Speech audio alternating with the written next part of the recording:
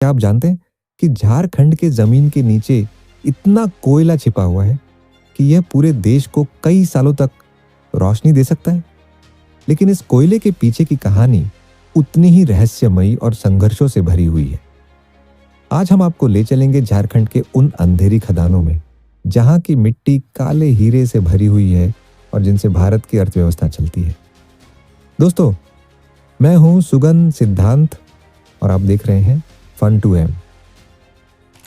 झारखंड में कोयले की खोज की कहानी करीब 200 साल पुरानी है। साल 1774 में अंग्रेज जब भारत में व्यापार कर रहे थे, तभी उन्हें दामोदर घाटी क्षेत्र में कोयला के भंडार का पता चला। अंग्रेजों ने इस खजाने का इस्तेमाल भारत से पैसा कमाने के लिए किया। लेकिन सही मायने में झारखंड में बड़े पैमाने पर कोयला खनन की शुरुआत 19वीं सदी के अंत और 20वीं सदी की शुरुआत में हुई, खासकर धनबाद के झरिया क्षेत्र में। झरिया के कोयले को काला हीरा कहा जाता है, कारण ये कोयला इतना उच्च गुणवत्ता वाला होता है कि इससे स्टील और बिजली उत्पादन में जबरदस्त फायदा मिलता है। अगर हम झारखंड के प्रमुख कोयला क्षेत्रों की बात करें तो सबसे पहले नाम आता है झरिया का।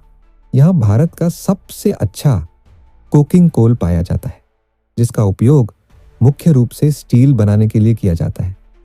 इसके अलावा बोकारो, रामगढ़, चतरा, हजारीबाग और दुमका जैसे क्षेत्रों में भी बड़े पैमाने पर कोयला भंडार है।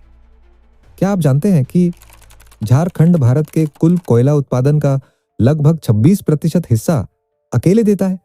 यानी हर चौथी बाल्टी कोयला जो बिजली घर में जलती है वह झारखंड से आता है। अब एक सवाल उठता है, झारखंड के नीचे यह कोयला आखिर बना कैसे और कितनी गहराई में? दरअसल झारखंड के दामोदर घाटी क्षेत्र में करोड़ों साल पहले घने जंगल थे। समय के साथ ये जंगल दब गए और जमीन के नीचे कार्बन में बदल गए। ये कार्बन जब दबाव और गर्मी के संपर्क में आया तो धीरे धीरे कोयले का निर्माण हुआ। बाराकर फॉर्मेशन ये सबसे प्रमुख परत है जहां सबसे अधिक मात्रा में कोयला मौजूद है। रामगढ़ फॉर्मेशन यह परत झारखंड के रामगढ़ और बोकारो क्षेत्र में फैली हुई है। गोंडवाना फॉर्मेशन यह भारत के सबसे पुराने कोयले की परत है जो करोड़ों साल पुरानी है। इन परतों में अब तक अरबों टन कोयला मौजूद है। अब सवाल यह उठता है कि यह कोयला कितने दिनों तक चल सकता है? सरकार के आंकड़ों के अनुसार झारखंड के पास लगभग 850 करोड़ टन से ज्यादा कोयला भंडार मौजूद है। अगर हम भारत की मौजूदा खपत को देखें तो यह कोयला कम से कम 100 से 75 सालों तक भारत की ऊर्जा जरूरतों को पूरा कर सकता है। लेकिन दोस्तों, इसमें एक समस्या है। झारखंड के कई कोयला क्षेत्र ऐसे हैं जहां आज भी आग लगी हुई है, खासकर झरिया में। झरिया के अंदर जमीन के नीचे लगातार आग जल रही है। यह आग करीब 100 साल से जल रही है और अब तक सैकड़ों घर जल चुके हैं।